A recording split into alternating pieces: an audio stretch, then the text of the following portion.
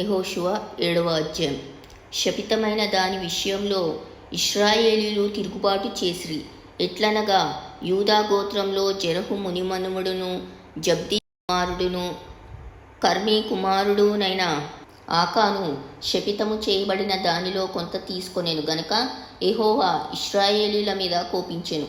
యెహోషువ, మీరు వెళ్ళి దేశంను వేగు చూడుడని చెప్పి బేతేలు తూర్పు దిక్కున బేతావేను దగ్గరున్న హాయి అను పురమునకు ఎరికో నుండి వేగుల వారిని పంపగా వారు వెళ్ళి హాయి పురమును వేగు చూచి యెహోషువ యొద్దకు తిరిగి వచ్చి, జనులందరినీ వెళ్ళనీయకుము, 2-3 వేల మంది వెళ్ళి హాయిని పట్టుకొని వచ్చును.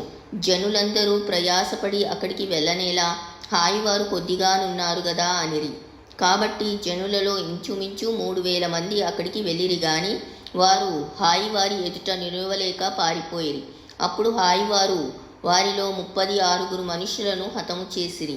మరియు తమ గవిని యొద్ద నుండి షేబారీం వరకు వారిని తరిమి మోరాదులో వారిని హతము చేసిరి.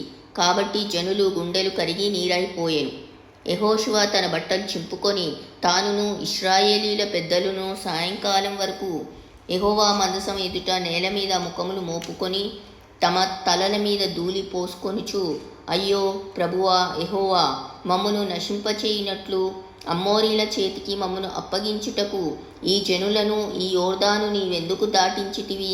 మేము యోర్దాను అవతల నివసించుట మేలు. ప్రభువా కనికరించుము. ఇశ్రాయేలీలు తమ శత్రువుల ఎదుట నిలువలేక వెనుకకు తిరిగినందుకు నేనేమి చెప్పగలను?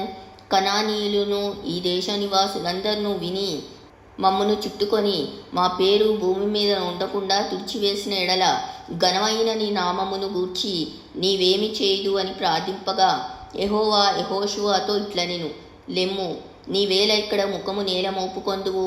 ఇశ్రాయేలీలు పాపం చేసి ఉన్నారు. నేను వారితో చేసిన నిబంధనను వారు మీరియున్నారు. శపితమైన దాని కొంత తీసుకొని దొంగిలి బొంకి తమ సామాన్లు దాన్ని ఉంచుకొని ఉన్నారు. కాబట్టి ఇశ్రాయేలీలు శాపగ్రస్తులై తమ శత్రువుల ఎదుట నిలవలేక తమ శత్రువుల ఎదుట వెనుకకు తిరిగిరి.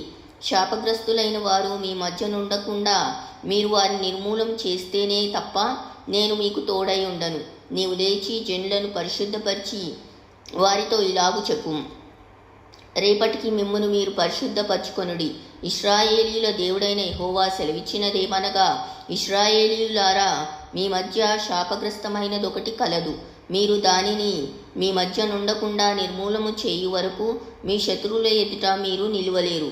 ఉదయమున మీ గోత్రముల వరుసను బట్టి మీరు రప్పింపబడుదురు. అప్పుడు యెహోవా ఏ గోత్రమును సూచించినో అది వంశముల ప్రకారం దగ్గరకు రావలెను. యెహోవా సూచించు వంశము కుటుంబముల ప్రకారము దగ్గరికి రావలెను. యెహోవా సూచించు కుటుంబము పురుషుల ప్రకారము దగ్గరికి రావలెను. అప్పుడు శపితమైనది ఎవని యొద్ద దొరుకునో వానిని వానికి కలిగిన వారినందరినీ అగ్నిచేత కాల్చివేయవలెను. ఏలైనగా వాడు యెహోవా నిబంధనను మీరి ఇశ్రాయేలులో దుష్కార్యం చేసినవాడు అనెను.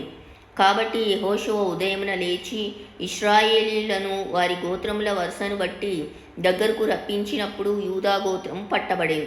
యూదా వంశమును దగ్గరకు రప్పించినప్పుడు జెరహీయుల వంశము పట్టబడెను. జెరహీయుల వంశమును పురుషుల వరుసను దగ్గరకు రప్పించినప్పుడు జబ్దీ పట్టబడెను. అతడును అతని ఇంటి పురుషుల వరుసను దగ్గరకు రప్పింపబడినప్పుడు యూదా గోత్రంలోని జెరహు ముని మనవుడును జబ్దీ మనవుడును కర్మీ కుమారుడునైన ఆకాను పట్టబడెను. అప్పుడు యెహోషువ ఆకానుతో, నా కుమారుడా, ఇశ్రాయేలు దేవుడైన యెహోవాకు మహిమను చెల్లించి ఆయన ఎదుట ఒప్పుకొని నీవు చేసిన దాన్ని మరుగు చేయక నాకు తెలుపుమని నిన్ను వేడుకుంటున్నానని చెప్పగా ఆకాను యెహోషువతో, ఇశ్రాయేలీయుల దేవుడైన యెహోవాకు విరోధంగా నేను పాపం చేసినది నిజము. దోపుడు సొమ్ములో ఒక మంచి షీనారు పై వస్త్రమును 200 తులముల వెండిని 80 తులముల ఎత్తుగల ఒక బంగారు కమ్మిని నేను చూచి వాటిని ఆశించి తీసుకొంటిని.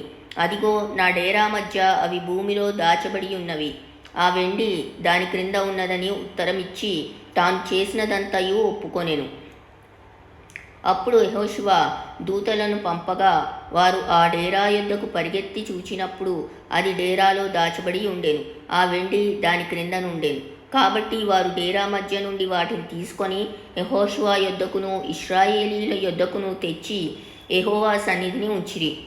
తరువాత యెహోషువయు ఇశ్రాయేలీయులందరినూ జెరహు కుమారుడైన ఆకానును, ఆ వెండిని, ఆ పైవస్త్రమును, ఆ బంగారు కమ్మిని, ఆకాను కుమారులను, కుమార్తెలను, ఎద్దులను, గాడిదలను, మందను, డేరాను, వాని కలిగిన సమస్తమును పట్టుకొని ఆకోరు లోయలోనికి తీసుకొని వచ్చిరి. అప్పుడు యెహోషువ, నీవేళ మమ్మను బాధపరిచితివి? నేడు యెహోవా నిన్ను బాధపరచుననగా ఇశ్రాయేలీయులందరూ వానిని రాళ్లతో చావగొట్టిరి. వారిని రాళ్లతో కొట్టిన తరువాత అగ్నిచేత కాల్చి వారి మీద రాళ్లను పెద్ద కుప్పగా వేసిరి. అది నేటి వరకు ఉన్నది. అప్పుడు యెహోవా కోపోద్రేకము విడిచినవాడై మల్లుకొనెను. అందుచేత నేటి వరకు ఆ చోటికి ఆకోరు లోయ అని పేరు.